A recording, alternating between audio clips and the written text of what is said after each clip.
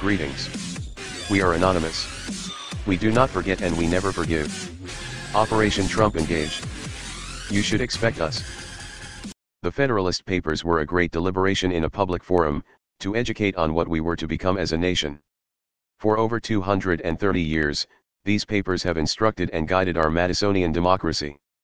There is a growing awareness in this country of the division dissenting views, which is perpetrated by fools, for the love of wealth and power. We are seeing a paradox of the warnings outlined in the Federalist Papers in its true form. Our self-evident truths are under attack perpetrated by the cavalcades of lobbyists with monetary power, changing our democracy and union. The temptation of power and money has driven the divide and establishments have executed impotency into our federal government effectively gaining control. The courts allowed the impotencies by misrepresentation of the Constitution, giving establishments conventional rights of the individual. With dismemberment and passage of the establishment arguments has now allowed for a deluge of emoluments controlling our legislative governing bodies.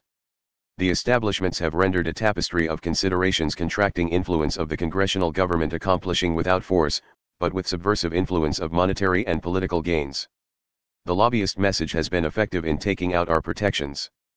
Without any humiliation these liberated corporations use the individual beliefs to support their quid coup of our legal protections. Using political pundits of malfeasance without contemplation of the circumstances of the individual and neglecting their duties to govern. Merely, marionettes of the establishments that provide the emoluments and are awash in desertion of their oaths to this country and willing to see this country destroyed from within to maintain control. An individual's right is endowed with considerations under our Constitution as the ingredient of inscription. Establishments weren't included as an ingrediency of governance, was not mere circumstance. The Founding Fathers with deliberate intent wrote the Constitution for control of those establishments, circumvention of individual voices and the protection of individual rights. We must continue to educate and inform the people, so we all fully understand what it is that's really at stake for America's future.